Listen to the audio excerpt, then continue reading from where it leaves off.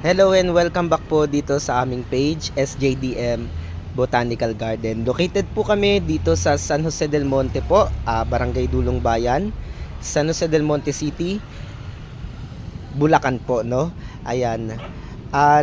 Dito po kami, malapit lang kami sa Bagong Tayong City Hall at sa mga gusto pong mag-visit dito sa aming place, dito sa aming shop, pwede po kayo mag-walk-in dito. At sa mga gusto pong umorder through online, pwede po kayo mag-PM dito sa aming page, SJDM Botanical Garden. At narito ho tayo sa ating series, sa atin pong Plant of the Day. At ang isa po sa plant na ating ipi-feature po for today ay ang mga snake plant po. Ayan, talaga naman pong magaganda ang mga snake plant. Meron po kami ditong isang klase ng snake plant. Ito po yung tinatawag natin na honey eye. At available po ito sa mga gusto pong bumili. Pwede po kayo mag-inquire dito sa aming page. At isa po sa snake plant ay ang ating Laurenti eye. Ang snake plant po ay napakadaling alagaan at sila po ay pwede sa indoor at pwede rin naman po sa outdoor. Pwede po sila sa shaded area at pwede rin po sila sa direct sun. Kagaya po nito, ito po ay nasa shaded area at meron din naman po tayong mga snake plant na alaga na nakalagay naman po sa direct sunlight kagaya po nito. Ayan po. Meron din po tayong nakalagay sa direct sunlight. Kung mapapansin po ninyo, talagang napakainit po sa area na to. Pero ang ating snake plant ay hindi naman natitinag, nananatili silang maganda at malulusog. Isa po sa napakadaling alagaan yung mga snake plant, pero meron ho tayong mga dapat na alalahanin kung paano po ang tamang pag-aalaga sa kanila. Hindi naman po porket masasabi natin na madaling alagaan ay hindi sila namamatay. Bibigyan linaw lang po natin, iba po yung madaling alagaan na dapat po sa tamang pamamaraan. Ayan po. At ipapaliwanag ko po sa inyo, unang-una po sa sunlight requirement. So wala naman hong problema, even direct sun or even sa shaded, can thrive naman po yung ating mga sansevieria at mga snake plant. Pangalawa po, sa soil requirements, kami po dito sa SJDM Botanical Garden, sa experience po namin, mas gusto po ng snake plant yung acidic soil. So ang ginagamit po namin sa kanila ay yung garden soil, lupa talaga po. Ayun, lupa talaga po yung aming ginagamit sa kanila, kasi sa amin po karanasan, mas madali po silang gumanda at mas madali po silang mag-ugat kapag po garden soil ang amin pong ginagamit. At pangatlo po natin na requirement sa kanila po ay yung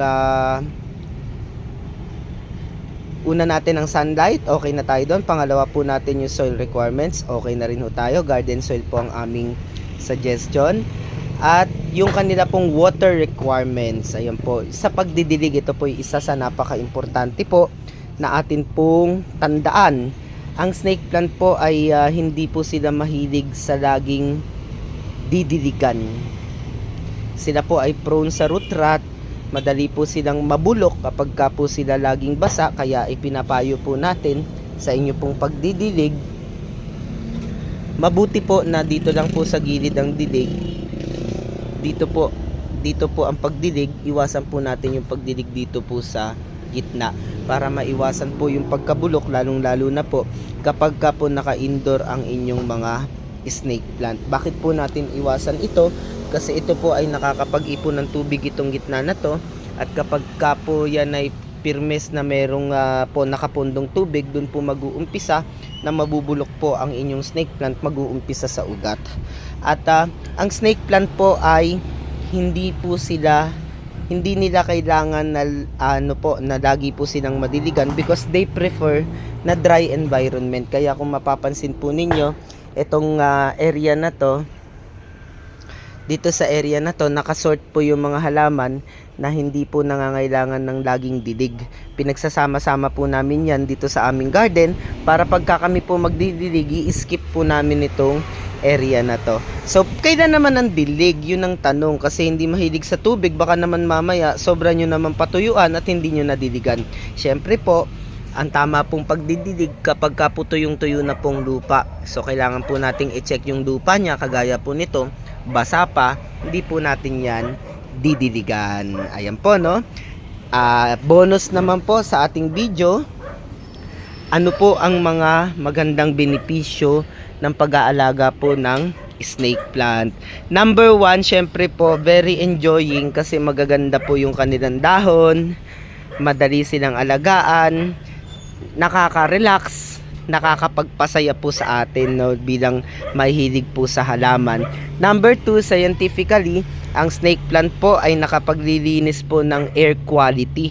They are natural air purifier and detoxifier po. So, yan po ay considered na nakakapagpa-improve ng quality ng air indoors at nakakapag-absorb din po ng radiation. At the same time, yung mga toxins sa hangin ay nako-convert niya into oxygen. Nakapagbibigay din siya ng massive amount of oxygen, kaya naman napakaganda nito sa mga merong respiratory problems. Kaya ina-advise po natin na ang snake plant po ay itanim indoor dahil meron po itong kaakibat na pakinabang sa atin pong kalusugan. At pagdating naman po sa mga mahilig sa pampaswerte, syempre po iba-iba tayo ng paniniwala. Ang snake plant naman po ay isa sa pinaka-pinaniniwala ang lucky plant. Always po yan pasok sa count sa atin pong mga lucky plant na maswerteng mga halaman na maaaring alagaan sa loob ng inyong tahanan. Ayan po.